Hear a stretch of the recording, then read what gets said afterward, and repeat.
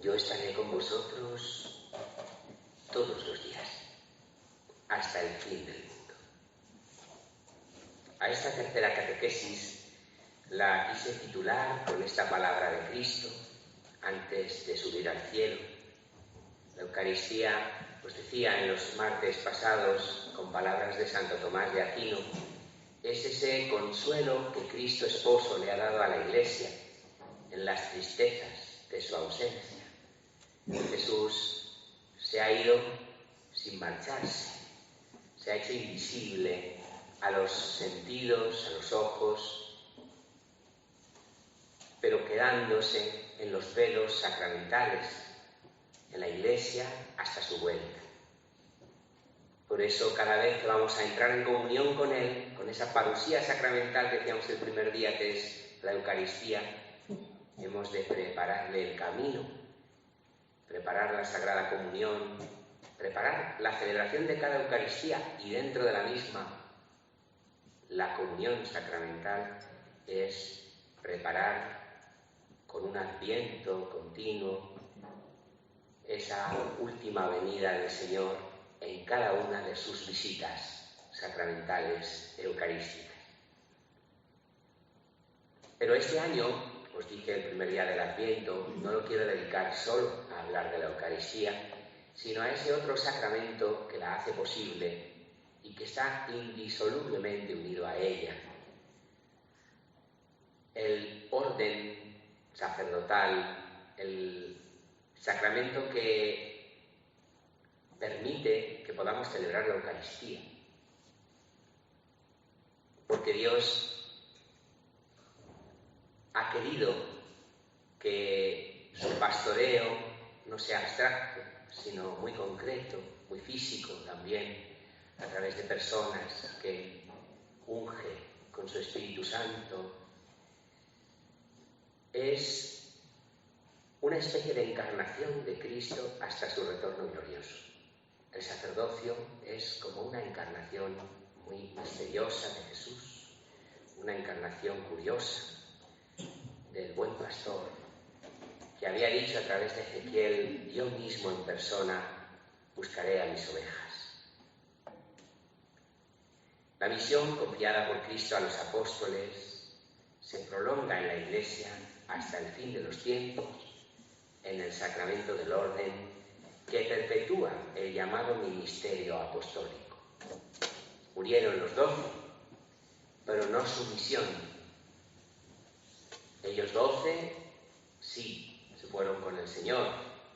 La inmensa mayoría, según la tradición, cruentamente, a través del martirio, cada uno de un modo murió mártir, y el único al que celebramos de blanco, que es San Juan, murió sin que lo mataran, pero porque no quedaba otra, desterrado, alejado de todos, en una isla desierta, en Patmos, como en una especie de cárcel en la que le echaron a morir. Así que aunque no le celebremos de colorado, es una especie de mártir blanco, muy curioso, San Juan, apóstol y evangelista. Pero la misión de los 12 no terminó con ellos. Ellos ya se daban cuenta, a medida que pasaban los años y Jesús no volvía. Qué cosas, ¿verdad? Esperaban que iba a volver ya en el siglo I.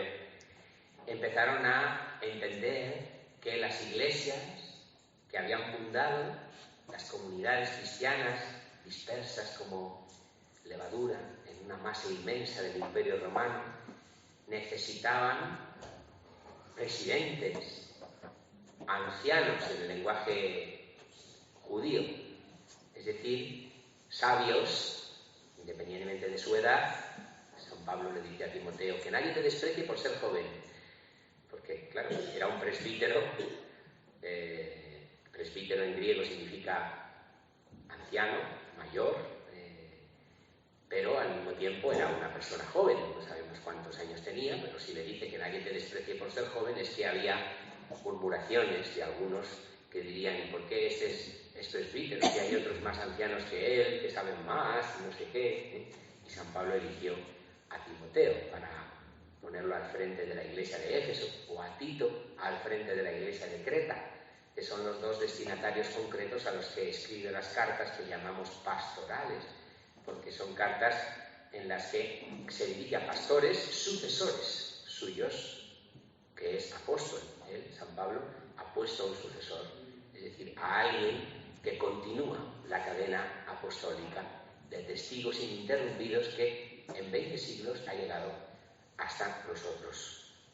El Catecismo de la Iglesia Católica, en su número 1536, dice lo que acabo de decir, que la misión confiada por Cristo a los apóstoles no termina con ellos, sino que se prolonga en la Iglesia hasta el fin de los tiempos. Pero el Catecismo no dice que sean los obispos los que lo hacen, sino el sacramento del orden, que tienen los obispos la máxima expresión, porque ellos son los que han recibido la plenitud del sacramento del orden, la plenitud del sacerdocio apostólico, del ministerio apostólico sacerdotal. Como colaboradores indisolublemente unidos a los obispos están los presbíteros, que son tan apóstoles como ellos, excepto en la plenitud, que no es poca diferencia, porque los presbíteros no podemos ordenar a otros presbíteros, o sea, con nosotros moriría el ministerio apostólico, nosotros solo somos brazos de los obispos, los que continúan, por eso decimos que los obispos son sucesores de los apóstoles, los que continúan todo el ministerio apostólico en plenitud y tienen la capacidad de transmitirlo a otros, son los obispos. Por eso ahora hace poco hemos visto, ¿no?, la ordenación del nuevo obispo auxiliar de nuestra diócesis, don José María. ¿Cómo ha sido ordenado? Pues por nuestro obispo.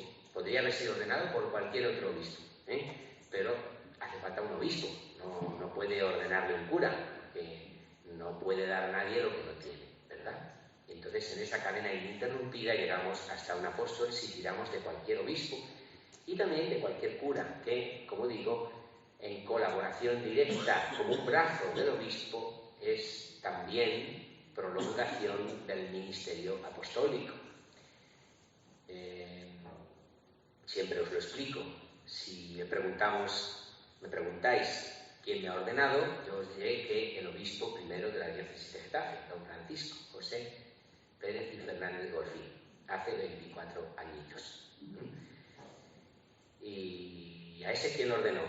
¿Qué lo hizo obispo para que a mí me pudiera ordenar presbítero? Pues don Ángel Suquía, entonces cardenal arzobispo de la diócesis de Madrid. Y a don Ángel Suquía le ordenó otro obispo, no quiero decir quién porque no estoy seguro y no quiero meter la pata. Y a ese otro obispo, y a ese otro obispo. Y si seguís tirando de la cuerda, 20 siglos, llegáis hasta un apóstol. Eso se llama sucesión apostólica. El único apóstol que tiene una sucesión clara sobre sí mismo es el obispo de Roma. Por eso llamamos al obispo de Roma sucesor de Pedro. Los demás obispos no son sucesores de ningún apóstol en concreto, son sucesores de los apóstoles. Pero no sabemos quién fue el apóstol que está en el principio de la cadena, eso no lo sabemos. Solo lo sabemos de Pedro, o sea, de los obispos de Roma. Y son sucesores de Pedro, no porque si tiras llegas hasta Pedro, sino porque ocupan la sede en la que murió el apóstol a quien Cristo hizo roca, Cefas, Pedro, piedra, del colegio apostólico. Lo interesante es que nunca decimos que los apóstoles son sucesores de Cristo,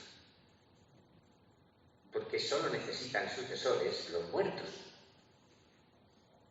o los destituidos.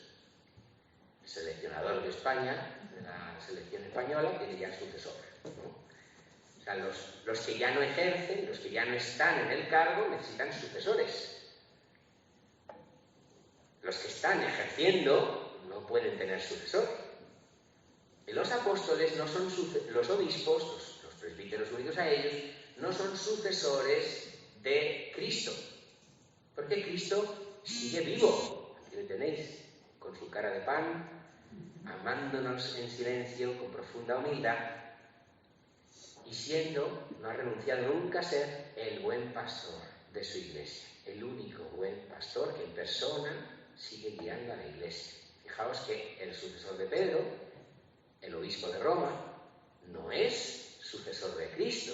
Decimos de él que es vicario de Cristo. Es decir, como Ramón mío. Aquí en esta parroquia, el cura soy yo. Eso es así. Ramón no es el cura de la parroquia. Esto es algo pues que casi nadie sabe, ¿no? En los papeles, esto Artura en el despacho lo ve mucho con frecuencia. La firma dice el cura. ¿Y el cura quién es? El cura es el párroco. Cura es una palabra latina que viene de curare, cuidar. Es decir, apacentar, vigilar, proteger, conducir. El cura, el que tiene la cura pastoral, que es como se dice técnicamente en el lenguaje teológico, el que tiene la cura pastoral es el párroco. De una diócesis el obispo, y el obispo confía parroquias a la cura pastoral de un párroco. Por eso, en esa parroquia el único cura es el párroco. Puede haber más presbíteros, que son tan presbíteros como el párroco, no son menos presbíteros que él. ¿Sí? Pero no son curas, aunque les llamemos curas para entendernos y no liarnos, no son realmente curas, porque el cura es el párroco. En esta parroquia, por ejemplo, si alguien quiere casarse, para que la boda valga, solamente yo puedo presidir la celebración, o el obispo o el papa. Solo esas tres personas pueden presidir una boda en esta parroquia. Solo esas tres. Yo porque tengo la cura pastoral de esta parroquia y la jurisdicción para que sea válido el contrato matrimonial. El obispo porque tiene la cura pastoral y la jurisdicción sobre toda la diócesis. No me tiene que pedir ningún permiso porque yo soy cura párroco vuestro porque me ha puesto él, ¿verdad? Y el Papa porque tiene la jurisdicción universal. Pero si el cardenal de Madrid quiere celebrar una boda en esta parroquia, tiene que pedirme permiso a mí. Y si celebra una boda sin mi permiso, no vale la boda. Es nula. A no ser que le haya pedido permiso al obispo de Getafe o al Papa, ¿verdad? Pero no tiene cura pastoral sobre nuestra parroquia. Entonces, un cura es aquel que cuida, a quien se le ha confiado el cuidado de un rebaño, de una porción del rebaño de Cristo, de una porción, que es en este caso una diócesis para el obispo o una parroquia para el párroco. No somos en ningún caso, como digo, sucesores de Cristo, porque en todos y cada uno de los casos los apóstoles lo que hacen es representarle, le hacen presente de nuevo, pero no le sustituyen. Cristo fue enviado por el Padre. Teológicamente decimos que Cristo es el apóstol del Padre. Apóstol es una palabra griega que significa enviado. Pero no enviado como el que es enviado a mira a ver si me he dejado encendida la luz de la cocina. No es ese tipo de envío. Anda, ve y me traes 2 barras de pan, te envío que me traigas unos chicles. No es ese tipo de enviado. Anda, ve y te enteras a ver si tu hermana ha venido ya. No es ese tipo de envío. No es un recadero, no es un mandado que va y cumple con lo que han mandado. No es ese tipo de enviado. Es mucho más que eso. Apóstol es una palabra griega que tiene debajo una palabra hebrea, como pasa muchos términos del Nuevo Testamento, que está escrito en griego, pero tiene una mentalidad con frecuencia hebrea y por tanto no comprendemos bien los conceptos griegos del Nuevo Testamento si prescindimos del sustrato hebreo, de la mentalidad de los apóstoles y de Cristo mismo hecho carne en un pueblo concreto que es el pueblo de Dios, el pueblo de Israel, ¿no? Y debajo de la palabra apóstol hay una palabra hermosa y muy profunda. El hebreo es una lengua muy concentrada, es decir, que con pocas palabras dicen muchas cosas. Por ejemplo, amén es una palabra que muchos creen que significa así sea. Yo cuando alguien viene a comulgar el cuerpo de Cristo y le dice así sea, digo, pues si no estás seguro no te lo doy, porque ahí no se dice así sea, porque lo es. Amén puede significar así sea al terminar una homilía. Y depende. Pero bueno, vamos a suponer que el cura ha dicho cosas correctas y bien dichas y santos deseos. Y entonces tú dices así sea. Bueno, pues podrías decir amén y ahí el amén significaría así sea, ¿verdad? Pero cuando tú vas a comulgar no dices así sea. El amén de la comunión eucarística lo que significa es así es, no así sea. Me lo creo totalmente, firmemente lo creo y lo adoro y quiero entrar en comunión contigo, porque el amén es también la palabra con la que una mujer le dice que sí a su marido en una boda hebrea. Y es la palabra que le dijo la Virgen sin duda al ángel, aunque en griego le dijo genoito y nosotros en latín decimos fiat y en castellano traducimos hágase, pero lo que la Virgen realmente le diría sería amén. Bueno, pues esto pasa con muchas palabras, que al traducirlas al griego pierden matices, ¿no? El apóstol griego tiene una palabra hebrea debajo que se dice shaliach y que significa enviado, sí, pero enviado como una especie de embajador plenipotenciario. En las sociedades a lo largo de los siglos, los reyes, para pactar cosas con otros soberanos, no iban personalmente, siempre, ni casi nunca, de hecho, sino que enviaban embajadores. Todavía existen los embajadores, pero ahora todo se arregla con un telefonazo, un correo electrónico, un WhatsApp, o esto es muy fácil ahora, una videoconferencia, todo, ¿no? Aún así, las firmas y tal se hacen a través de embajadores, ¿no? Y hay representantes en los países cuando hay relaciones diplomáticas a través de embajadores. Bueno, el shaliach es una especie de embajador, pero no un embajador cualquiera. Porque, por ejemplo,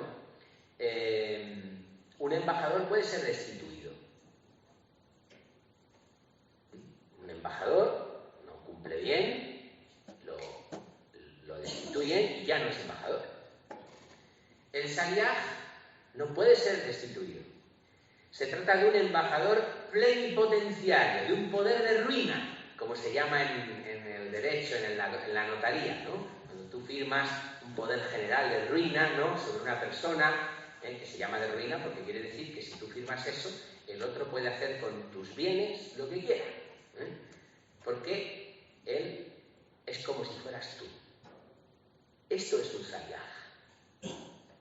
Alguien que, conservando la diferencia sustancial, es decir, siendo otra persona distinta de quien lo envía, hace presente sacramentalmente al que lo ha enviado. Y donde está él, está quien lo ha enviado. Lo que dice él, lo dice quien lo ha enviado. Lo que hace él, lo hace quien lo ha enviado. Y el poder de quien lo ha enviado reside totalmente en el enviado. Es muy fuerte esto. Eso es un apóstol. Hay imagen de Cristo respecto del Padre. Cristo es la segunda persona de la Trinidad. No es el Padre, no es el Espíritu Santo.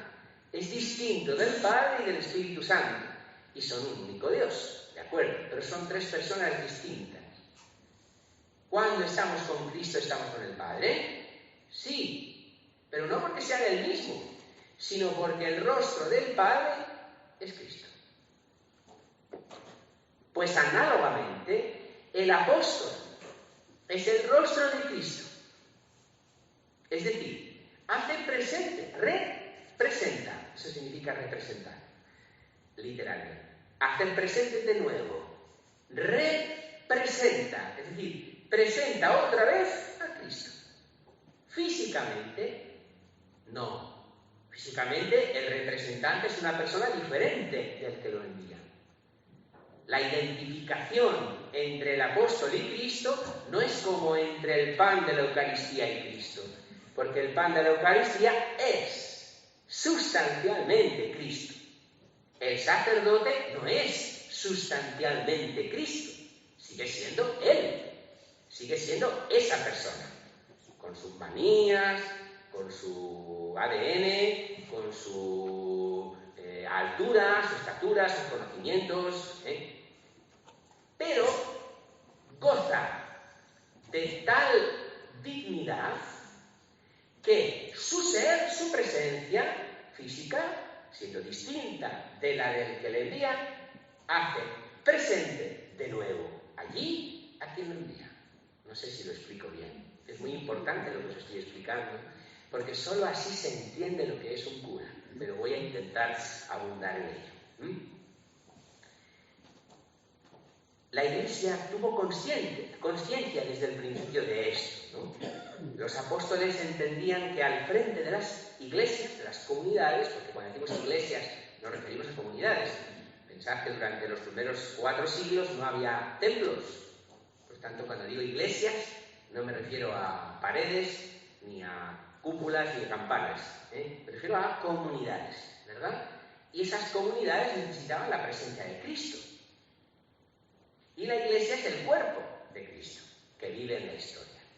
Y no es un molusco ese cuerpo, es un cuerpo jerarquizado, un cuerpo con esqueleto, un cuerpo organizado.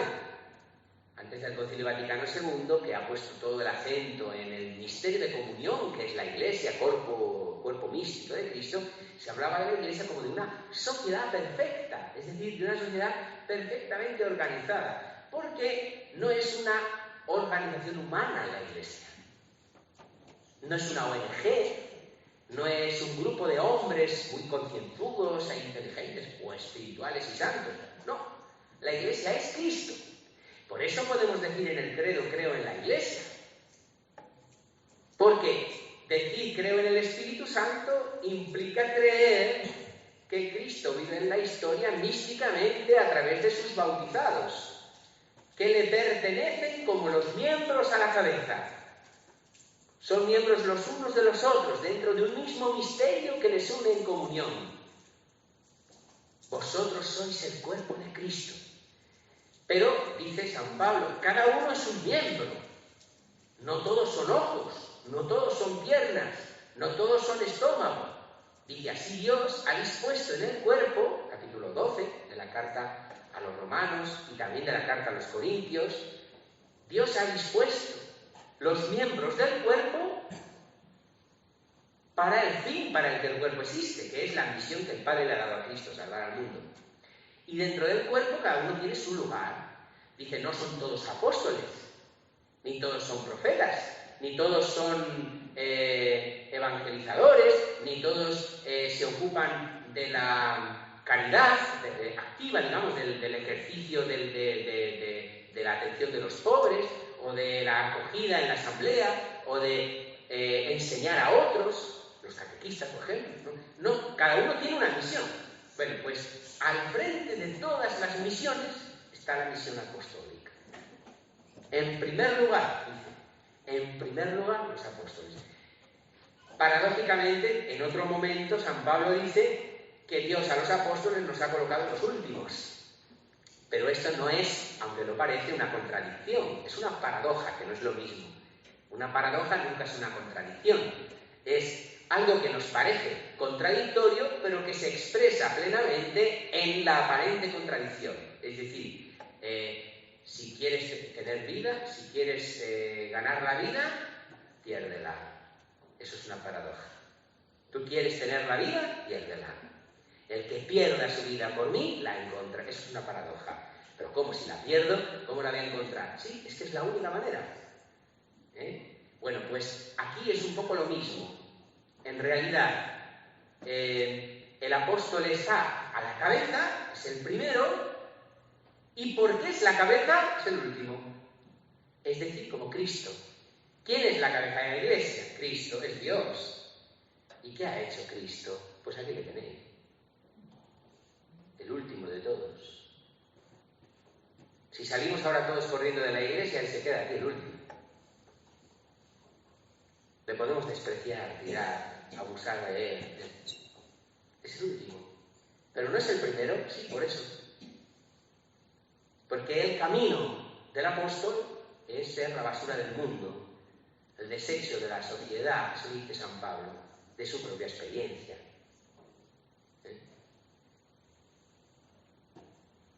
La función del sacerdocio ministerial, por tanto, sigue al ser del sacerdocio. Esto es muy importante. Hay un principio en filosofía aristotélica, que siempre es la base de toda la teología católica. El Concilio Vaticano II la sigue llamando filosofía perennis, o sea, como perenne, o sea, que no caduca, a la filosofía aristotélico-tomista, porque es la filosofía de Aristóteles bautizada por Santo Tomás de Aquino, tomada por él y pasada por la fe, ¿no? O sea, convertida en un instrumento de expresión de la teología cristiana católica. Entonces, en la filosofía aristotélico-tomista hay un principio que dice operari sequitur esse, que como todos sabéis traducir significa el obrar, operari sequitur sigue al ser, esse. Operari sequitur esse. El obrar sigue al ser. Es un principio de filosofía aristotélica muy interesante. El obrar no está antes que el ser. Primero el ser y luego el obrar. El obrar sigue al ser. Un gato obra como gato. ¿Por qué? Porque es un gato. Esto es todo lo que se carga la ideología de género. Que tu ser es humano, tú tienes naturaleza humana, pero esta mañana te has levantado sintiéndote perra. Entonces, ¿quién te va a decir a ti? Tú puedes inventarte a ti misma y decidir que hoy eres una perrita, una gatita, o si eres un hombre, una mujer, o viceversa, ¿no? No hay un ser. ¿Por qué? Cuando tú te cargas la ley natural, que es lo que hace la ideología de género, ¿qué estás cargándote? Al Creador. O sea, el vínculo con el Creador, es el árbol de la ciencia del bien y del mal. Es decir, Dios no me dice a mí lo que soy, yo digo quién soy, yo digo lo que soy lo que yo quiera. Bueno, pero la realidad es testaruda. Lo cierto es que yo no soy un bolígrafo, no soy una brocha. Intentad usarme para pintar, veréis qué mal pinto y el daño que me hago. O sea, porque el obrar sigue al ser. Y yo no soy una fregona, yo no soy un bolígrafo, aunque me mojéis en tinta. Soy un ser humano, soy una persona humana. Bueno, en el sacerdocio pasa lo mismo. Jesús es el Hijo de Dios, por eso nos salva, porque Dios se ha encarnado. La persona segunda de la Trinidad obra humanamente como Dios. Y eso es lo que nos ha salvado, que se han unido en él las dos naturalezas. Y puede obrar humanamente como Dios, algo que el hombre no podría hacer, pero él es Dios hecho hombre, ¿no? Bueno, pues esto sucede con el sacerdote, con el presbítero, con el obispo, que en él la función, el obrar, sigue al ser. Atención a lo que estoy diciendo. Si yo os pregunto ¿para qué sirve un cura?, ya os estaría haciendo mal la pregunta. Pero muchos me la contestarían. Y pensarían que lo importante de un cura es su servicio. Típico incluso de nuestra parroquia. Gracias por hacernos el servicio. Se entiende lo que se quiere decir, pero quien lo dice, me pregunto si entiende lo que está diciendo. A lo mejor no. Estuve hace 2 parroquias, en una parroquia en la que hay un sacerdote muy mayor, sigue estando. Yo le digo que es como la misericordia de Dios, va dejando pasar los párrocos de generación en generación, pero él sigue allí. Y cuando yo llegué ya era muy mayor, o sea que ahora será 15 años después mucho más mayor. Y recuerdo que había personas, recuerdo una señora a la que me comí que dijo, jubílenle. me la comí. Le dije, ¿usted va a decir eso mismo de mí cuando yo sea mayor? No tiene usted ni idea de lo que es un sacerdote. Porque un sacerdote no es una persona que sirve porque habla bien, que tiene vista, porque se mueve. Yo dentro de poco estaré con una silla de ruedas y no voy a dejar de ser cura ese tiempo. Ni siquiera voy a dejar de ser vuestro párroco aunque no me veáis o aunque no pueda celebrar con vosotros la Eucaristía. La celebraré para vosotros, rezaré por vosotros, seré sacerdote. ¿Qué es lo que necesitáis de mí? No que haga cosas. Ni siquiera que os confiese, ni siquiera que os celebre la misa. No. Lo que vosotros necesitáis de mí es que yo sea sacerdote, no que os sirva como sacerdote. A mí me gusta mucho este cura porque hay que ver cómo habla y tal. Ay, no, pues a mí no, porque es muy largo. Yo me voy más a aquella parroquia que tal. El que vive así está perdido. Está perdido. No entiende nada. El ser del sacerdote te debería hacer venerar a Cristo en su pobre persona. Lo que pasa es que para poder ver a Cristo en esta hostia que tenemos encima del altar, aunque en una custodia muy hermosa, hace falta fe. Porque lo que hay ahí es Dios, creó el cielo y la tierra y murió y resucitó por ti, pero no lo parece. Y eso le pasa al cura. Que es Cristo, no sustancialmente, sí sacramentalmente, pero no lo parece, que tiene muy malas pulgas, es un pesado. Y está cansado siempre. O quiere más a ese que a mí. Ese ni es cura ni es nada. ¿No has entendido lo que es un cura? Vives de las apariencias, como si mirando la hostia dijeras, eso es un trozo de pan, hombre, ahí muy bien adornado con una luz y madre mía toda la que la han montado, pero es un trozo de pan. Eso es lo que parece. Igual que un cura lo que parece es un pobre hombre. Porque es que Dios ha hecho que un pobre hombre sea Cristo. Eso es un cura.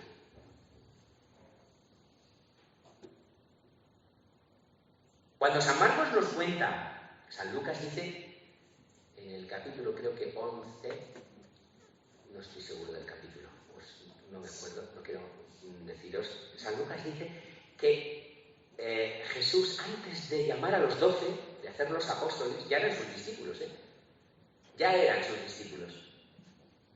Había otros, y mujeres, había un grupo grande de discípulos. Pero antes de nombrar, instituir a los apóstoles, que solo fueron los 12, él dice que pasó la noche orando a Dios. La noche entera, orando. Qué momento trascendental, según San Lucas, el de la elección de los 12. Número 12, muy importante, porque el número 12 es el número de las tribus de Israel, y lo que Jesús va a fundar es un nuevo Israel, que es la Iglesia. Tiene que haber 12 patriarcas, digamos, 12 fundamentos de la nueva Jerusalén, que es la Iglesia. Bueno. Pues San Marcos, que es el evangelista más parco en detalles, dice una cosa bellísima cuando Jesús nombra a los 12.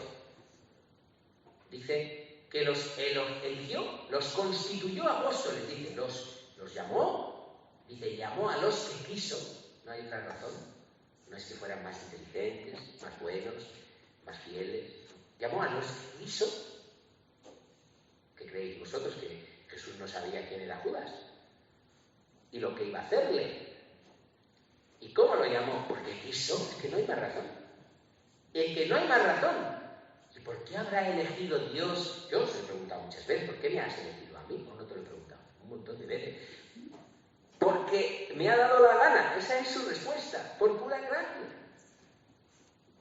Y si le pregunto más, me dice, porque eres peor que los demás. Entonces, por eso últimamente no se lo pregunto, ya lo he pillado. Es una constante en la tradición de la Iglesia.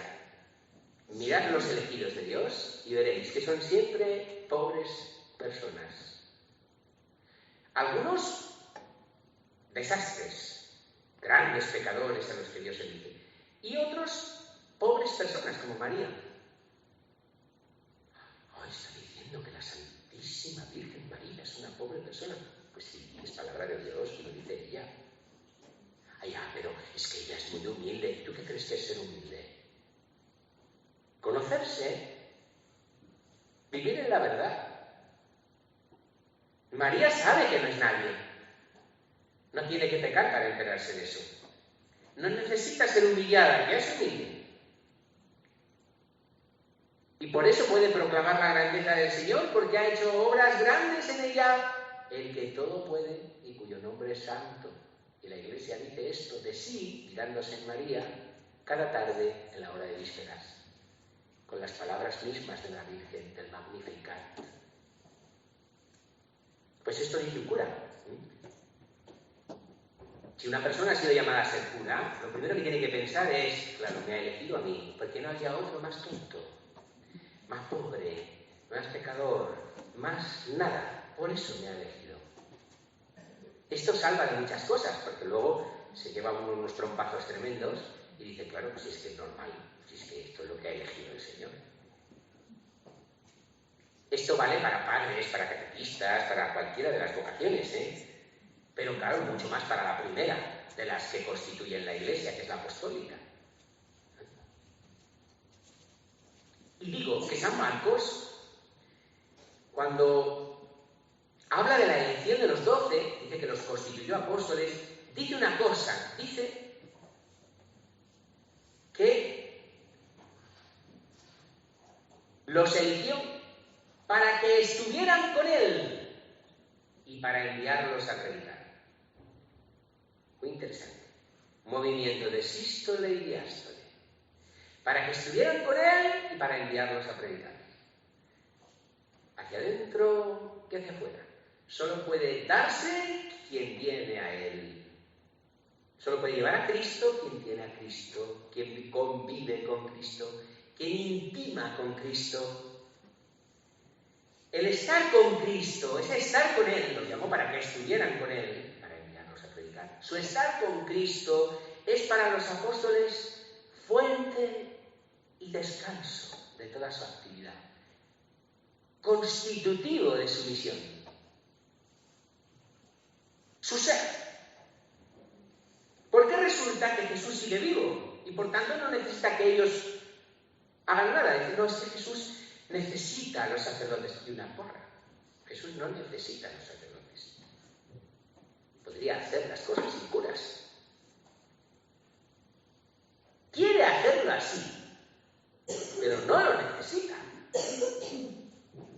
Es Dios. Dios no necesita nada. No quiere nada de ti, ni de mí. No le puedes dar nada. ¿Qué va a necesitar?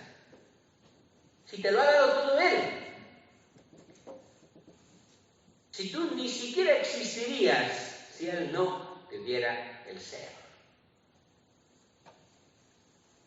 Los apóstoles, por tanto, son los que están con Cristo. Pero cuando digo estar con Cristo, no es estar con Cristo un ratito rezando todos los días. No.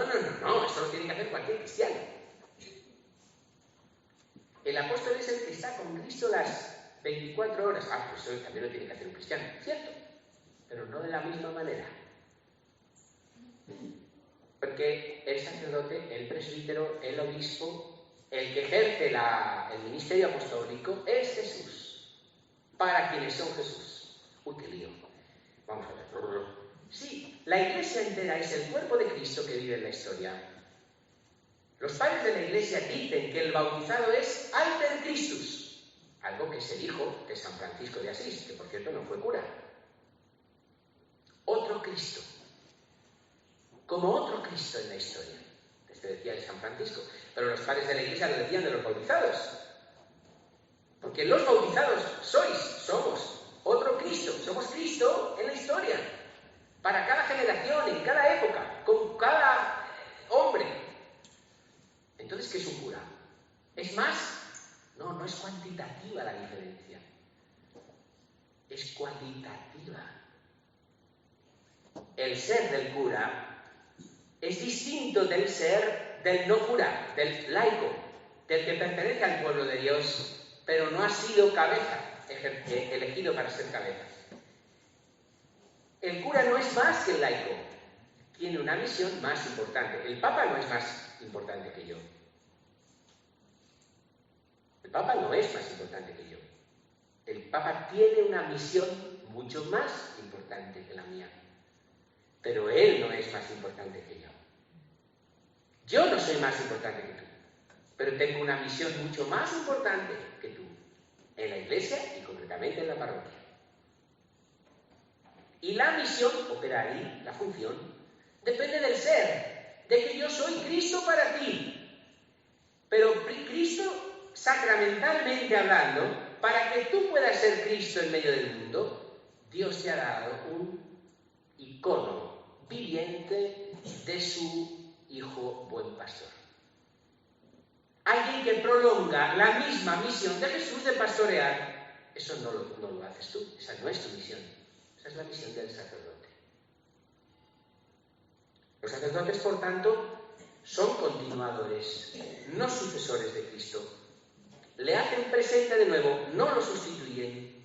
Son presencia visible de Cristo, como Cristo lo es del Padre. Y por eso los sacerdotes no pueden ser mujeres, o las mujeres no pueden ser sacerdotes. Porque el icono es varón.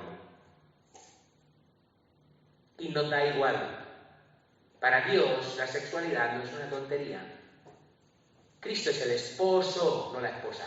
Cristo es el esposo de la Iglesia. De los muchos discípulos y discípulas que había, eligió a 12 hombres. A Madre Teresa de Calcuta, un día le preguntaron qué pensaba ella de la posibilidad de que las mujeres fueran sacerdotes. Y pues puso muy seria, porque ella era muy seria. Santa Teresa de Calcuta contestó: solo ha habido en toda la historia de la humanidad una mujer que ha podido decir con verdad, refiriéndose a Cristo, esto es mi cuerpo. Y Dios no la hizo sacerdote.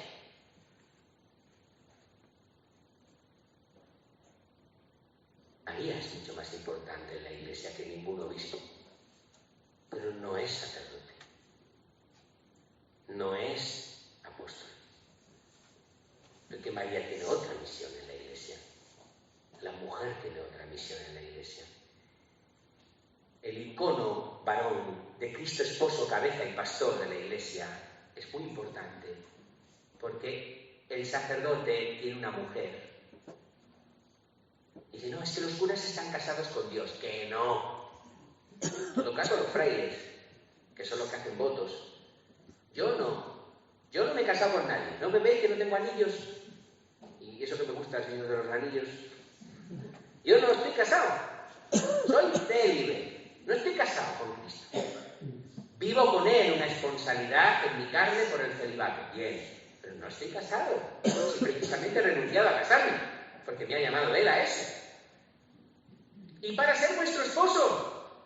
Por eso cuando se expresa el ministerio apostólico en la máxima forma, que es al ordenar a un obispo, ¿qué le hacen? Le ponen un anillo. Al obispo, cuando le ordenan, le ponen un anillo. Porque es esposo de la Iglesia. Y de hecho esto es tan claro que no existe un obispo sin Iglesia. Digo sin diócesis. Pues José María es auxiliar de Getafe, no tiene. Y una porra, es obispo de Ilíberi. ¿Y eso dónde está? Pues por ahí. Está en Elvira. Se llama Ilíberi en latín, Elvira, y era Granada, la Granada antigua de Roma. Anda, ¿entonces es obispo de Granada? No, Granada tiene su obispo. La diócesis de José María Bendaño, obispo auxiliar de Getafe, es una diócesis extinta. Es decir, no tiene fieles. Están todos muertos. Y como el obispo de Ilíberi no tiene feligreses, están muertos, los tiene ya en el otro barrio, puede dedicarse a ayudar al obispo de Getafe. Es su auxiliar. Y diréis, qué tontería. No lo es. Porque en esta aparente tontería la Iglesia está diciendo el obispo es siempre cabeza de una iglesia y esposo de una iglesia.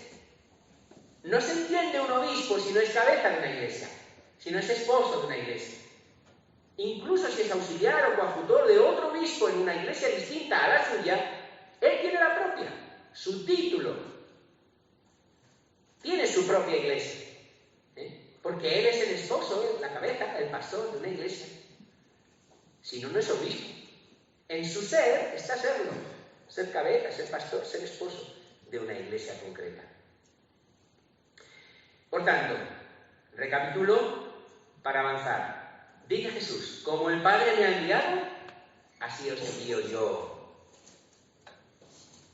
O sea, como yo he venido al mundo sin separarme del Padre, ahora vosotros, los apóstoles, vivid en el mundo y dirigíos a los hombres en mi nombre, sin separaros de mí.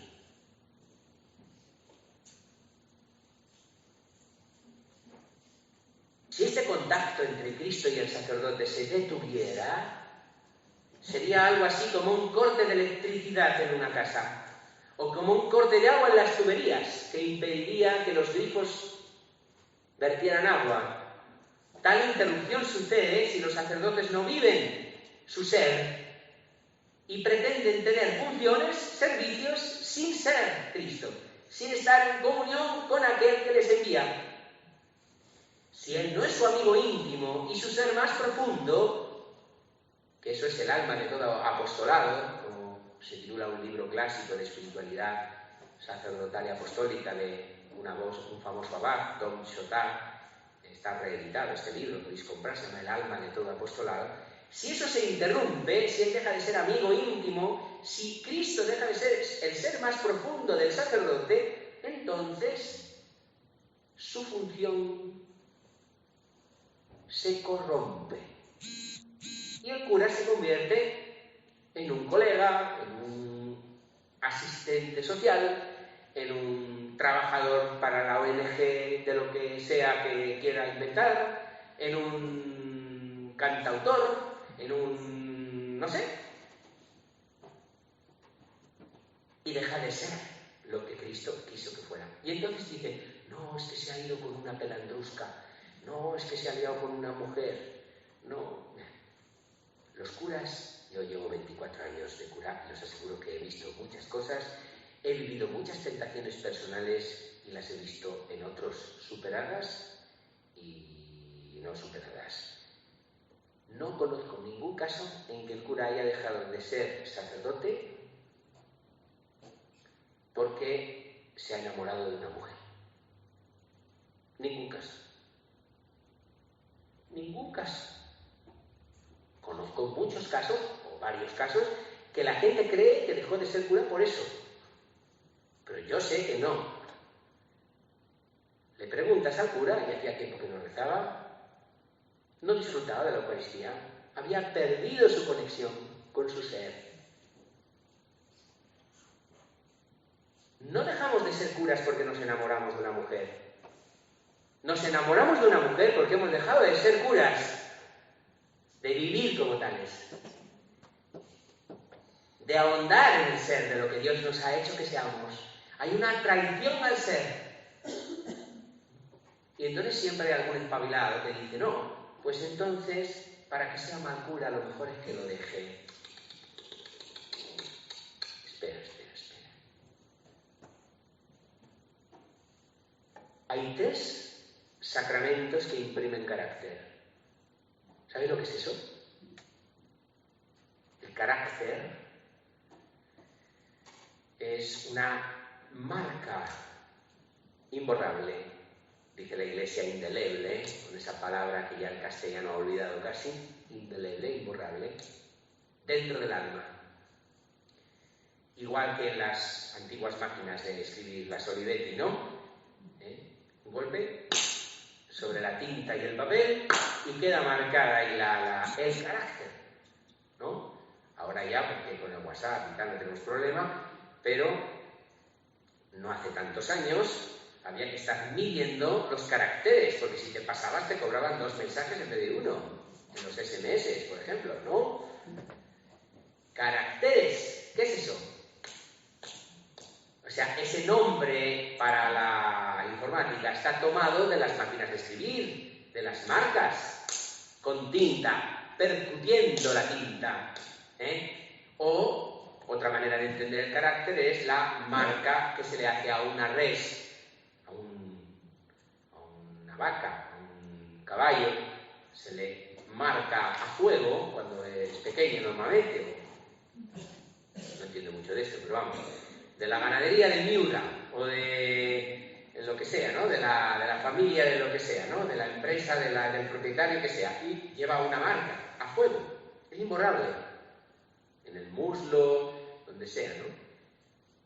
Y entonces, eso es una imagen de lo que ha hecho Dios en el alma cuando ha recibido esa persona un sacramento que imprime carácter. De los 7, solo 3 imprimen carácter. Por eso solo se pueden recibir una vez. Porque no se pueden reiterar, que ya están marcados para siempre. Si tú estás bautizado y te vuelven a bautizar, el supuesto segundo bautismo no sirve para nada, porque el bautismo solo se nace una vez, es para siempre. Y aquel día tú fuiste impreso. O sea, Dios te dio el carácter bautismal que te hizo hijo de Dios. Para siempre. Incluso para tu condenación, si quieres. Pero no se puede perder ya. No se puede. Puedes perder la gracia. Y que se convierta en causa de tu condenación, repito. Pero tu ser ha quedado ya configurado para siempre de otra manera. Ya no eres un pagano, ahora eres hijo del Hijo. Eres hijo en Cristo, eres Cristo. Eres miembro de su cuerpo. Es el carácter bautismal. Igual que el carácter de la confirmación, segundo sacramento que imprime carácter, te hace mártir. Cuando tú eres confirmado, recibes dentro de tu alma el carácter martirial. La cruz con la que somos confirmados, con el crisma, el obispo nos pone así la mano y traza la cruz sobre la frente con el dedo mojado en crisma. El crisma es el óleo perfumado que contiene la potencia del Espíritu Santo, ¿no? Recibe por esta señal, que es la cruz, el don del Espíritu Santo. Y eso que sucede físicamente en la cabeza, en la frente, sucede en el alma, invisible pero realmente. Es decir, esa persona es un testigo de Cristo, testigo en griego se dice mártir. Es decir, es alguien que ha recibido la fuerza de Dios para dar la vida por Cristo. Que nosotros no tenemos esa fuerza. Por eso el confirmado ya puede morir por Cristo. Tiene la vida del Espíritu Santo. Los 7 dones. Igual que Cristo. Dices que claro, sí, pero es que Él era Dios, es que Él... No, y tú también. Es que eso es lo que ha hecho la confirmación, darte su mismo ser. Su Espíritu Santo. Tú sigues siendo un hombre, pero has recibido el Espíritu de Cristo. Y eso es para siempre. Carácter sacramental. Bueno.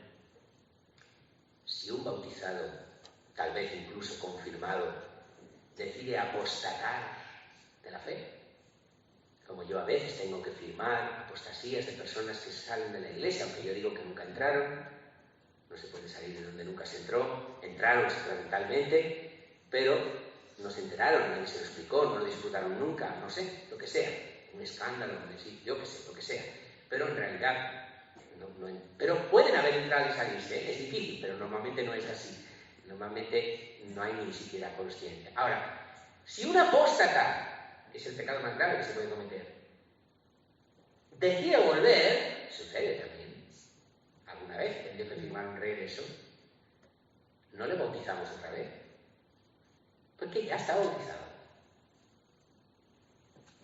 Y digo más, si esa persona es un cristiano malo que vive mal la fe, hay que aconsejarle que deje la iglesia. A un bautizado confirmado que vive en pecado, que vive mal, que escandaliza, que hace daño a la iglesia con su conducta, ¿le diríais que apostatara? ¿A que parecería un disparate dar ese consejo? Pues es el mismo consejo que le dais a un cura cuando le decís que si va a ser mal cura se salga. Porque el ser del ordenado ya es ser sacerdote. No sé si entendéis bien lo que estoy diciendo, no es una función lo que deja. Va a vivir de manera distinta de lo que es. Él es Cristo y va a vivir como si fuera otra cosa. Él es cabeza de la Iglesia en Cristo, pastor y esposo suyo, y va a vivir como si fuera otra cosa. Es una tradición de su naturaleza, de ese ser, de ese cambio ontológico que la gracia ha obrado por el carácter sacramental recibido en el sacramento del orden, bien por el diaconado, el presbiterado y el episcopado. El diaconado se puede recibir estando casado, pero la Iglesia nunca ordena, nunca permite que se casen los ordenados. Nunca. Puede ordenar a casados, pero nunca celebra el matrimonio de los ordenados, porque entiende que ha sucedido un carácter que impide lo siguiente. Es curioso esto. La Iglesia latina no ordena presbíteros casados.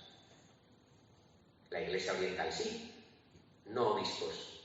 El máximo grado de sacerdocio, la sucesión apostólica de los obispos, la plenitud de sacerdocio, no la confiere más que a los fieles. Es curioso. Pero sí hace presbíteros a casados y a diáconos. O sea, sí hace diáconos a casados y sí hace presbíteros a casados. La Iglesia latina, la nuestra, no. Solo ordena diáconos, solo ordena casados diáconos. O sea, solo confiere el orden a los casados en el grado del diaconado, nunca al presbiterado ni al episcopado. Pero si, por ejemplo, Dios no lo quiera, a Juan Miguel le ocurriese que se queda viudo, no podría casarse otra vez.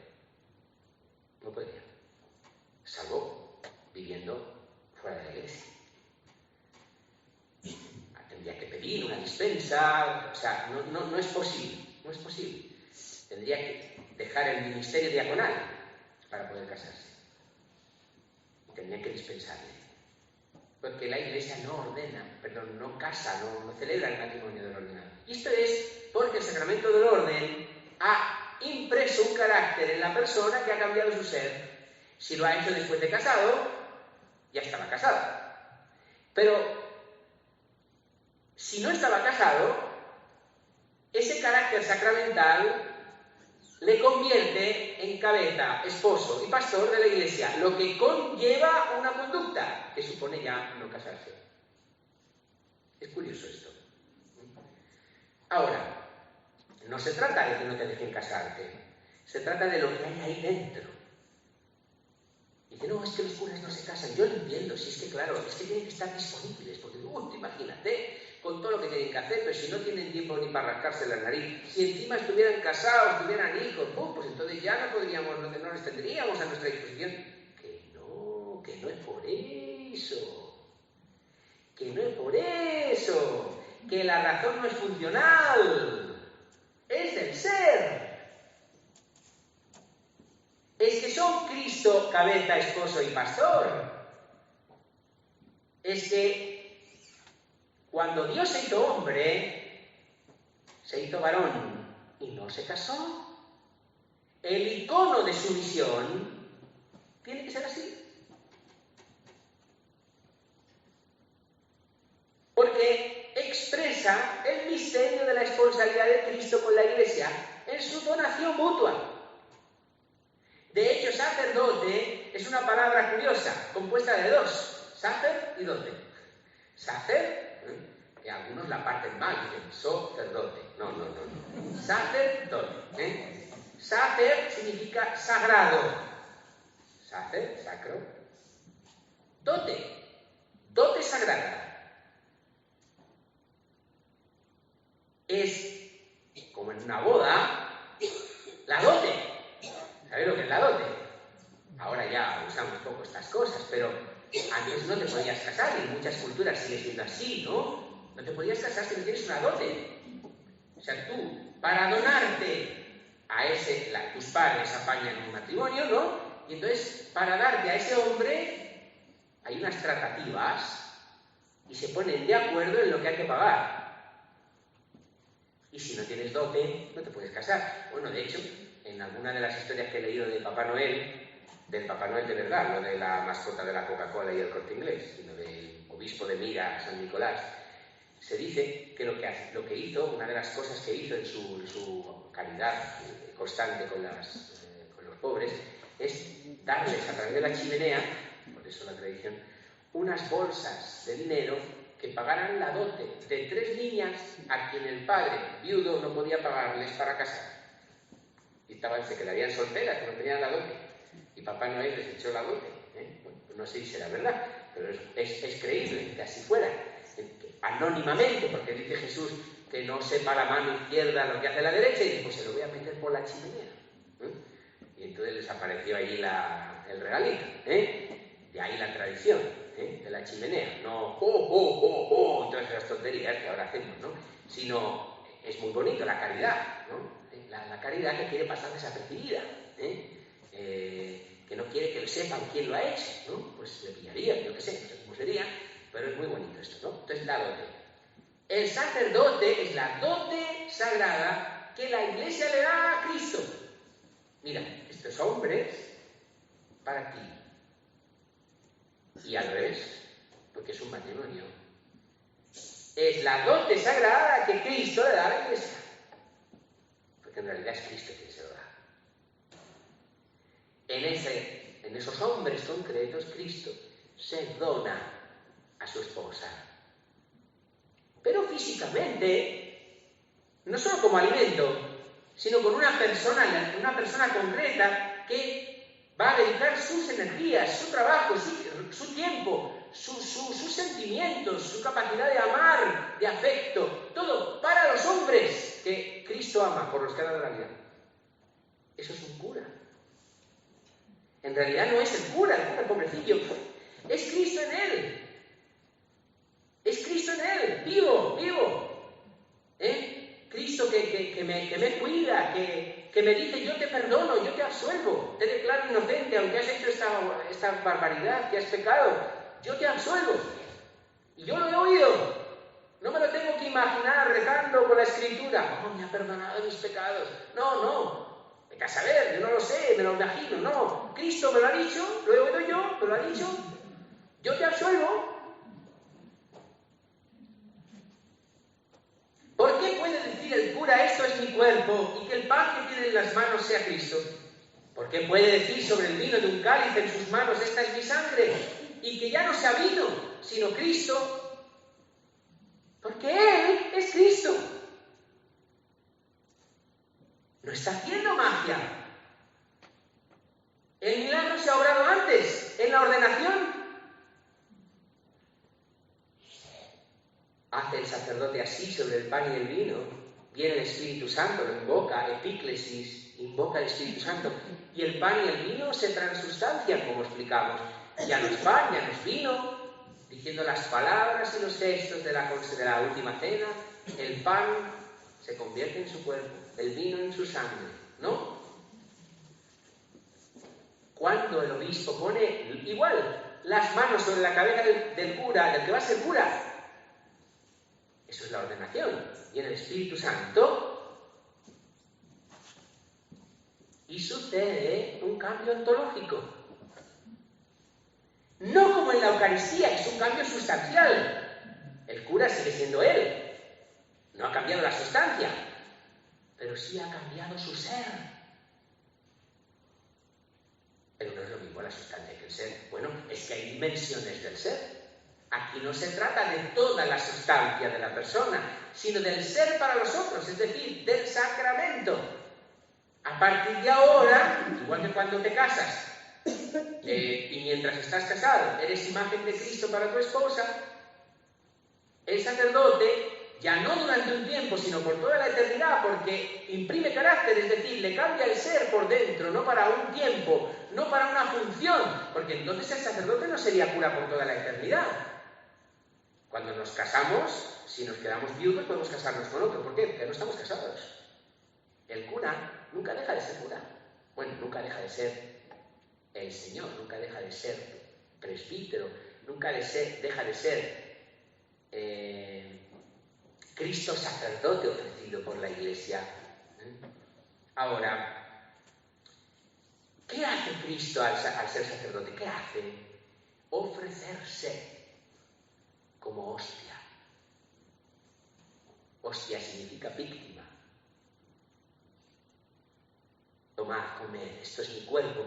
El cura lo puede decir porque él es Cristo. Y entonces el pan ya no es pan, porque Cristo ha dicho, esto es mi cuerpo, esta es mi sangre. Pero al hacer eso, está ejerciendo litúrgicamente su vida, lo que es su ser, su vida misma, que es donarse como víctima. ¿Cuál es la desgracia de un sacerdote? Vivir como soltero. Porque no es bueno que el hombre esté solo. Dios no quiere eso. No es voluntad de Dios, es malo. Estamos hechos para el amor, no para vivir para nosotros mismos. ¿Cuándo un matrimonio empieza a entrar en crisis? Cuando él o ella quiere su espacio. No es que también yo necesito mi espacio, necesito mi tiempo. Daríamos. Porque al casarte tú te has dado completamente al otro. Ya no eres tuya, eres del otro. Bueno, pues hoy pasa al cura. Si el cura dice, no, espera, que yo necesito mi tiempo y tal, está perdido. Pero no está perdido porque esté cumpliendo mal con su misión. No, es su ser el problema. Ah, pues yo sé que los curas de mi parroquia se van por ahí de retiro. Claro, pues eso es el ser. Dicen las vísperas del común de los pastores, cuando se celebra un pastor santo, dicen las vísperas, después de la lectura breve, este es el que ama a sus hermanos, el que ora mucho por su pueblo. Y sigue diciendo el responsorio, el que entregó su vida por sus hermanos, y contesta todo el pueblo, el que ora mucho por su pueblo. O sea, ser cura no es darse de tal manera que no tienes tiempo de rezar. Cuando me decís que no tenéis tiempo de rezar, yo digo, pues anda, que si yo te contara el tiempo que tengo yo. El tiempo se usa para lo que dedicamos, para lo que consideramos importante o esencial. Es para eso para lo que dedicamos el tiempo. Si no tienes tiempo de oración, es que Dios no te importa, no te engañes. No tienes tiempo de orar porque Dios no es importante para ti, está después de otras muchas cosas. Pero si eso le pasa a un sacerdote, como si le pasa a un bautizado, su ser, se frustra, se traiciona. El problema es que si le pasa a un bautizado, le pasa a él. Y eso daña al cuerpo entero de la Iglesia de alguna manera. Pero en el caso del sacerdote, como es Cristo, pastor para la Iglesia, todo el rebaño se ve resentido de una forma muy particular, porque quien tiene la misión de dar la vida por la esposa no la da. No solo se traiciona a él, traiciona a toda la Iglesia. Y de una forma ministerial. Es decir, igual que si hace lo que debe, si el operario sequitur esse, si vive conforme a quien es, salva a la Iglesia, la embellece, la santifica, etc. Si no lo hace, si no vive conforme a lo que es, se traiciona a sí mismo y daña también de forma descomunal a la Iglesia. Por eso por los curas hay que rezar. Ay, no, si tú estás muy cerca de Dios, yo ya sé que tú no necesitas, el que dice eso no entiende nada. Yo si fuera demonio me dedicaría a atacar a los curas. Y no me considero más inteligente que los demonios. Y a los obispos más. No sé qué vidente anda por ahí diciendo hace tiempo, o decía, no sé si está muerta, ¿no? Ni es que no sé ni quién es, ni si no sé nada, pero he oído alguna vez y me parece muy coherente, que decía que los curas tenemos 3 ángeles de la guarda, no uno. Uno cuando no nacemos, pero luego nos ponen otros 2 cuando nos ordenan. No sé si será verdad. Yo con uno hablo, con los otros que me perdonen si están y se entiendan entre los 3. Pero no sería raro, porque es una manera de decir que es más tentado, está más puesto a prueba. Es normal. Lo que el demonio no ha podido hacerle a Cristo, se lo puede hacer a Cristo. ¿Es normal? Yo al demonio no le importa un bledo. Cristo sí. Rabia. Recuerdo una vez que me encontré con una mujer posesa. He vivido a veces episodios de estos a lo largo de mi vida, he ayudado a exorcistas, bueno. Pero recuerdo una vez que me dijeron, reza por esta mujer a ver qué pasa y tal. Cuando llegué, es que no nos conocíamos de nada, no nos habíamos visto jamás, y estábamos a metros de distancia, y se retorcía, y no me conocía de nada. ¿Qué veía? Pues al Señor. Y desde luego no esa mujer, sino su bicho. El que un cura es el Señor, y solo los demonios lo saben, nosotros no, porque estamos empanados. Y lo que vemos es la mala curva del cura, lo largo que cuando predica, lo pesado que se hace. Pero el demonio sí sabe quién hay ahí. Y los santos también. San Francisco de Asís decía que si tuviera delante de sí a un sacerdote amancebado, empecatado, que vive con una mujer, y al otro lado, a su lado, un ángel de Dios, purísimo. San Francisco de Asís decía, yo me arrodillaría ante el sacerdote. Si tuviera que elegir, me arrodillaría ante el sacerdote, porque el ángel no es Dios. El sacerdote sí. Esto suena muy fuerte. Y lo digo para mi vergüenza. El sacerdote es Cristo. No sustancialmente, repito, sacramentalmente, sí. Sí, sacramentalmente. Y de la misma manera que tenemos un cuidado exquisito, aunque no se nos caiga una miga, o en que no se vierta una gota del cáliz consagrado, el vino, después de la consagración el vino. Y no dudamos si se cae, que es Cristo. Al contrario, lo recogemos, procuramos consumirlo, empapar el purificador si se ha caído algo. ¿Por qué hacemos eso? Pues si es Dios que se defienda a Él. No. Sabemos distinguir muy bien que es Cristo, pero en su humildad de amor depende de nosotros y lo cuidamos, lo envolvemos, lo veneramos, lo cuidamos con un cuidado exquisito. Pues eso hay que hacer con el cura. Es decir, tengo que separar, tengo que distinguir. Es el Señor. Pero pobrecillo, que tiene poca paciencia, que tiene hoy mal día, que es un orgulloso, el pobrecito, vamos a rezar por él, porque no es incompatible. Es que ese es el misterio de la fe. Eso lo ve solo el creyente, el no creyente no lo ve, porque cree que el cura es tanto más puro si es bueno, si predica bien, si me trata bien, si no sé qué. Pero el creyente ve no la apariencia,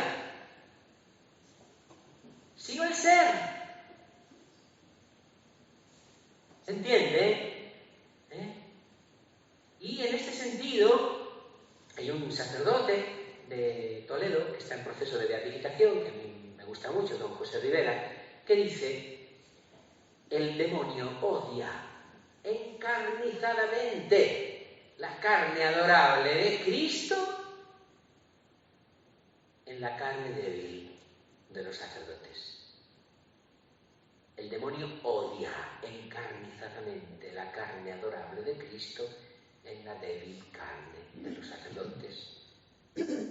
Porque el demonio puede hacer que alguien humille a Cristo en la Eucaristía pisándola, haciendo guarradas con ella. Bueno, hay situaciones de profanación terribles que se han dado y se dan. Pero no puede hacer que la hostia peque. No puede. El pan no tiene esa capacidad. Los accidentes del pan no pueden hacer eso. El cura sí. No hay nada que humille más al ser del sacerdote que pecar. Porque es Cristo pecando. No, si yo lo tengo clarísimo, dicen algunos cristianos. No. Yo tengo muy claro que cuando el sacerdote está en el altar celebrando, es Cristo. Siempre os digo, Cuando está en el altar, cuando está en el patio, cuando está jugando, cuando está duchándose desnudo, cuando está durmiendo, cuando está roncando, cuando está pecando. ¿Pero cómo va a pecar Cristo? Pues esa es la humillación de Cristo. Claro que no peca Cristo, peca el cura, pero es que están indisolublemente unidos el uno y el otro, que la humillación es para Cristo, no solo para el cura. Por eso hay que rezar por el sacerdote, por los obispos más. Colaboramos con el demonio cuando criticamos a los sacerdotes, a los obispos. ¿Qué más quiere el demonio? Que hablemos mal de Cristo, de nuestros pastores, de aquellos que le hacen presente. ¿Qué más quiere? No podemos entrar en el juego del demonio. Entonces, ¿para qué existe el sacerdote? Voy terminando. Primero, para las mismas, hemos dicho que es Cristo, entonces para las mismas razones para las que Cristo vino al mundo. Si el sacerdote ha sido enviado por Cristo del mismo modo que Cristo ha sido enviado por el Padre, hay que concluir que el sacerdote tiene la misma misión y razón de ser que la encarnación del Verbo. Por eso esta catequesis la he llamado una encarnación de Cristo hasta su vuelta, porque el sacerdocio es eso. ¿Por qué? O sea, ¿cuál es la razón de ser del sacerdote? Porque tanto amó Dios al mundo, que le entregó a su Hijo único. La misma razón por la que envió a Jesús es la razón de ser sacerdote. El sacerdocio, decía el cura de Ars, patrono de todos los curas del mundo, el sacerdocio es el amor del corazón de Jesús. Decía que si el cura se diera cuenta de lo que es, se moriría del susto por el amor. Se moriría de amor. O sea, Cristo no nos deja. Yo os estoy aquí explicando como si yo entendiera algo. Si yo entendiese de verdad lo que os estoy diciendo, ahora mismo me moriría del susto, dice el cura de Ars. Del susto de amor, o sea, pero ¿cómo puedo ser yo esto? Es algo tan sobrecogedor que te sobrepasa de tal manera que te caes. Para que el mundo se salve por él. Para eso envió Dios a Cristo, ¿no? Para eso Cristo envió a los apóstoles, para eso existen los sacerdotes. Para que el mundo se salve por él. Se trata de una presencia salvífica que alimenta y sana, reconcilia y absuelve, bendice y guía, enseña y corrige. Todo para la salvación de los hombres. Para que el mundo se salve, no para que le quieran. Un cura no cumple con su misión, si lo que busca es que la gente esté contenta con él. Esta es una tentación importante para los curas. Muy importante. Para los obispos ni te cuento. Que les aplauda el mundo, que no haya problemas con el gobierno, con el ayuntamiento, con la comunidad, con la junta. No, tranquilo, hay que tener cuidado. Jesús no tenía tantos cuidados. Y salvar al mundo implica a un mundo que está empecatado, a un mundo que está separado de Dios, implica tener problemas. Si no tienes problemas, pues no sé, a lo mejor te ha tocado una porción del mundo que está muy bien, o a lo mejor es que no estás cumpliendo bien con tu misión. Lo normal es que tengas problemas. Jesús no ha venido a traer la paz, dice el príncipe de la paz, que ha venido a traer la espada. Yo en todas mis parroquias he tenido muchos problemas. En esta es la que menos, y tengo muchos. De verdad, en esta es la que menos, y tengo muchos. En mis parroquias anteriores, un saludo. Por si acaso me está viendo alguno de las parroquias anteriores. De no dormir, de sufrir, de no saber si has acertado. Muchas veces de haber metido la pata, porque no siempre he sufrido por acertar. A veces he sufrido por hacer las cosas mal. ¿Y qué le vamos a hacer? Para que el mundo tenga vida eterna, otra razón, por la fe. La predicación, el ministerio de la palabra, que dice San Pablo que entra por el oído, ¿no? La salvación. La fe viene por el oído. La fe nos da la vida eterna. ¿Y cómo viene la fe? Por el oído. Los apóstoles lo tuvieron muy claro. Cuando tuvieron un problema, dijeron, no, hacemos diáconos. Nosotros tenemos que dedicar a la oración y a la palabra. No estamos para servir las mesas de los quejicas de lengua griega, que estaban enredando. Que decían que los apóstoles servían solo a los hebreos y que a ellas las dejaban a las pobres viudas griegas desatendidas. Y así, pues mira, pues elegís a 7, les imponemos las manos y que os sirva. Nosotros nos vamos a dedicar a la oración y al ministerio de la palabra. Clarísimo lo tenían. No estaban para atender a los drogadictos y a los transeúntes. Todo eso puede ser también consecuencia de la misma misión apostólica. Pero no es la finalidad del ser sacerdote. No es su finalidad. Como no es la finalidad de la Iglesia. Como no vino para eso Cristo al mundo. O Cristo al venir al mundo acabó con todos los enfermos. Los sanó. ¿Curó a todo el mundo? Si estuvo en un pueblito allí, escondido. De los 30 y tantos años que parece que vivió en nuestra tierra en carne mortal, 30 los pasó sin hacer nada más que mesas y sillas y chapuzas allí en el taller de un pueblo que no lo conocía nadie. No había salido en la Biblia en todos los siglos anteriores, Nazaret. Si fuera tan importante, si la misión de Cristo fuera arreglar los problemas del mundo, sanar, dar de comer a los hambrientos, acabar con las injusticias, pues anda que perdió el tiempo un poco el Hijo de Dios, ¿no? Y encima abre la cabeza, saca la cabeza, asoma un poco la oreja, empieza a hablar y se lo cargan. Pues vaya fracaso, ¿no?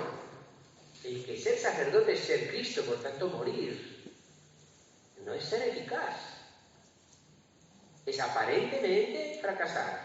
Y lo de aparentemente te lo dice la fe, ¿eh? Solo la fe, porque aparentemente fracasas de verdad. La fe te dice que no es un fracaso.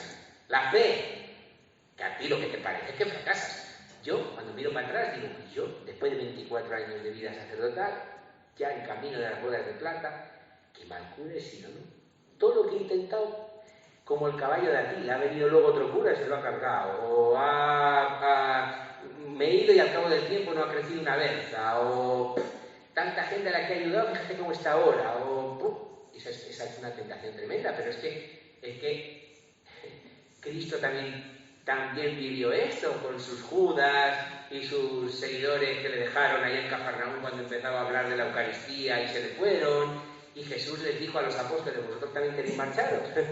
O sea, nunca existe el cura para que le quieran, para que le aplaudan, para que estén contentos con él, para que estén... No. Evidentemente el cura tendrá que atender a lo que dicen, porque a lo mejor le están ayudando, le están corrigiendo, le están diciendo por ahí no es. Bien, sí, pero no puede ser el criterio que me quieran, que me aplaudan, que estén contentos, que haya mucha gente. Uy, pues le viene mucha gente. Uy, cuidado. Que lo del éxito no es una cosa muy cristiana, ¿eh? Satanás le dijo, todo esto te daré y la gloria de estos reinos, porque es mía y yo sabré a quién quiero. O sea, mira de quién es la gloria. Vamos, la gloria chunga, no la verdadera, que esa siempre es de Dios. Pero la que a veces nosotros tontamente buscamos y queremos que nos den, esa no es la finalidad. Para dar testimonio, hemos dicho, porque tanto amó Dios al mundo, para que el mundo se salve por él, para que el mundo tenga vida, para dar testimonio de la verdad. Son las razones por las que el Hijo de Dios se encarnó, son las razones del ser sacerdotal. Para dar testimonio de la verdad, como dijo Jesús ante Pilato, es decir, para una misión más vital, para ser la hostia. Si os suena mal, no entendéis la palabra hostia. Para ser la hostia, la ofrenda, la víctima, el que muere. En lugar del pueblo, el que se cae en el puente para que los demás pasen. Cántalo, sí. Eso es un cura. Que va guiando, pero cuando viene el backlog se queda el último.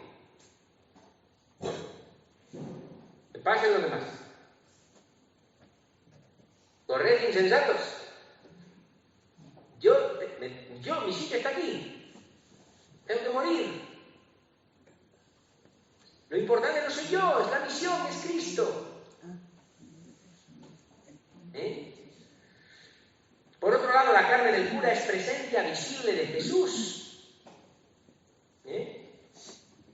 Y esto es muy importante entenderlo para las 3 misiones que tiene en lo que llamamos el triple munus.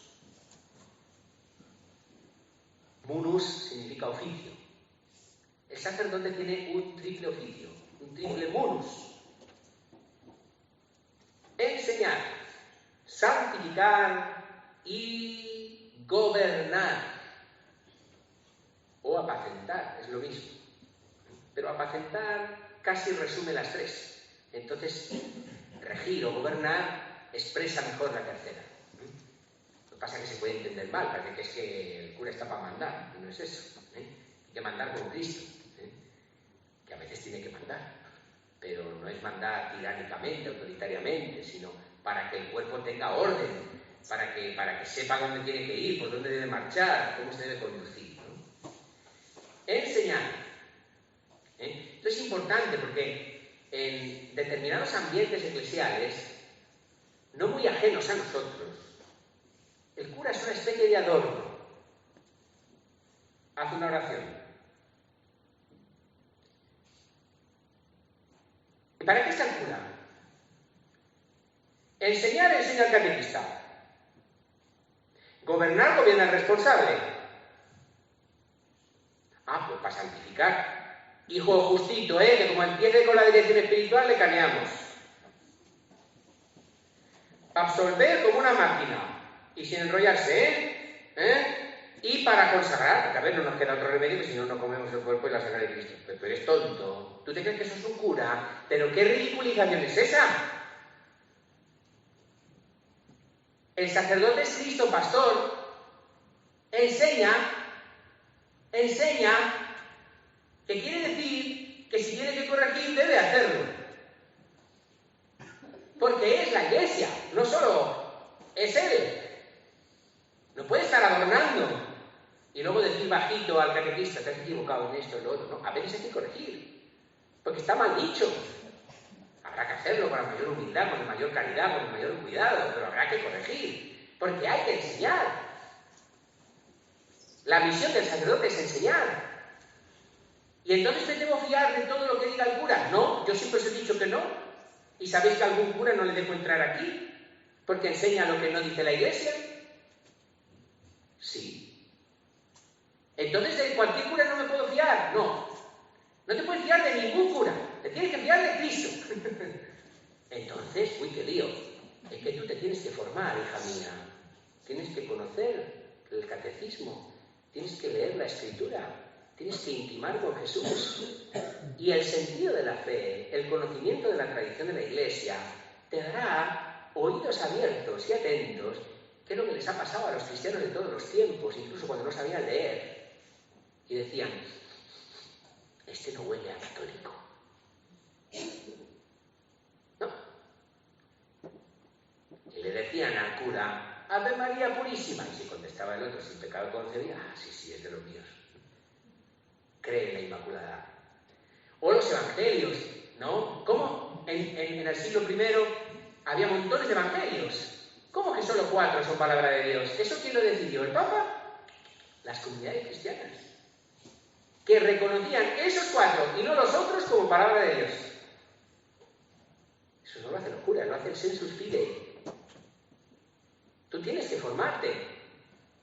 De tal manera que cuando el cura te habla según la tradición de la Iglesia y conforme a la palabra de Dios, dices, ¡oh, qué maravilla! Yo necesito esto, porque yo eso no lo había visto, yo eso no lo había entendido, y yo quiero que me enseñe. Pero cuando rechina, cuando chirría, dices, esto lo voy a mirar porque a mí me parece que... El otro día, una persona me manda un mensaje. Padre, nos han dicho que podemos comulgar sin confesándonos después de comulgar, haciendo solo un acto de contrición perfecta. Y creo que no es así, me dijo. Digo, exacto, no es así. Ya he corregido al cura. No ha hecho falta, porque él mismo se dio cuenta. No siempre los curas hacemos las cosas mal porque queremos hacerlas mal.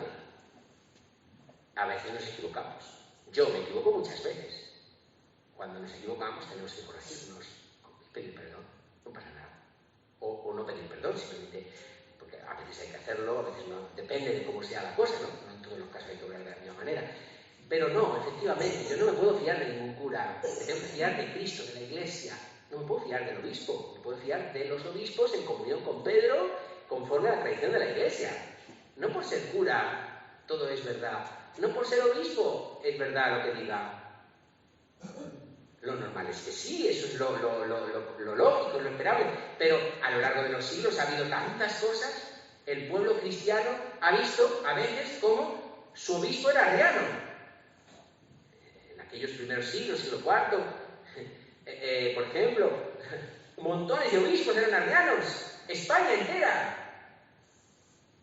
Durante siglos, o durante mucho tiempo, fue arriana. No sé si siglos es exagerado, pero durante mucho tiempo, hasta que con Recarero nos hacemos católicos. ¿Y qué hacían los cristianos? Pues algunos se iban con un obispo y otros con otro, porque tenían sentido de fe. Pero si el sacerdote es conforme a la tradición católica, a la tradición de la Iglesia y a la palabra de Dios, entonces es Cristo mismo enseñando, es la Iglesia misma enseñando. Y claro que hay que fiarse, y claro que hay que obedecer, porque su ministerio es enseñar. Oye, es que Antonio se enrolla mucho, Ramón es mucho mejor porque enseguida hace la homilía. La homilía es para enseñar, ¿eh? Yo no sé enseñaros en un minuto. Ramón sí, yo no. Y luego los mismos que se quejan aguantan 2 horas a un catequista dando voces y diciendo lo mismo durante 2 horas, pero a mí no me dejan hablar en 20 minutos. Curioso. Enseñar.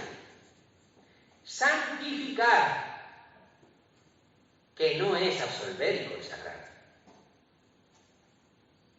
No. Es también bendecir. Y es llevar al alma al crecimiento espiritual.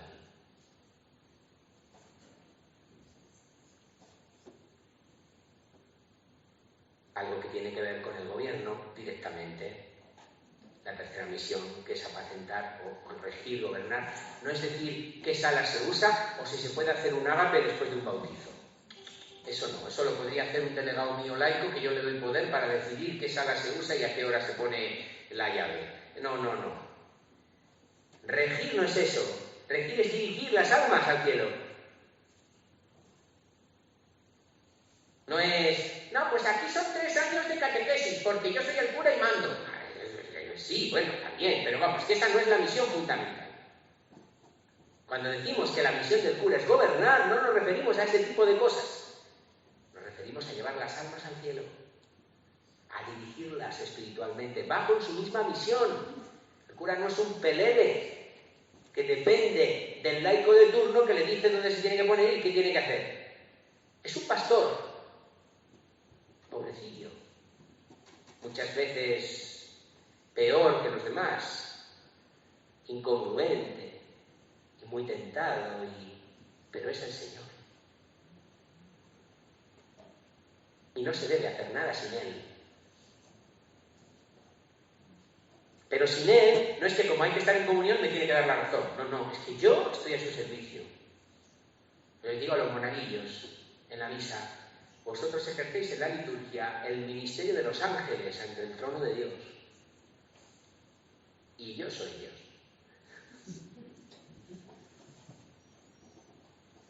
Por eso se ponen de rodillas ante el presidente. A mí me da vergüenza cuando veo allí a 2 de rodillas delante de mí.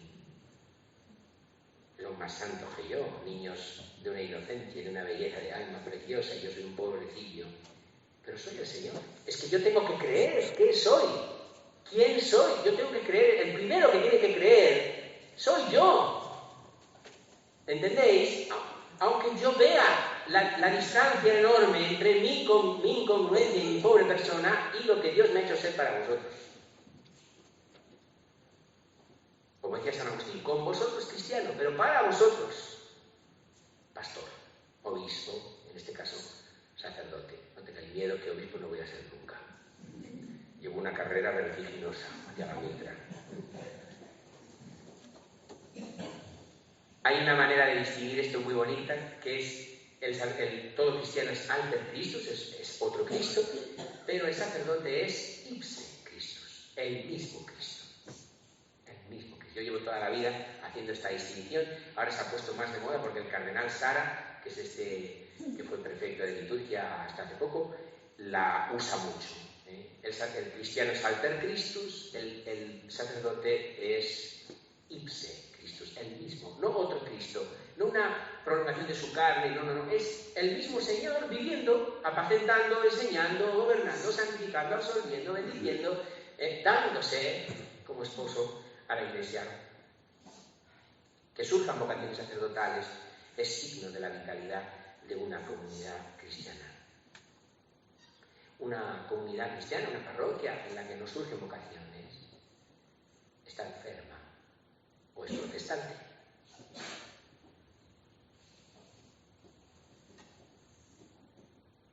Cuando ensalzamos demasiado el matrimonio, a ver si se entiende bien lo que quiere decir esto, le estamos diciendo a todos nuestros hijos que lo importante es casarse y tener hijos.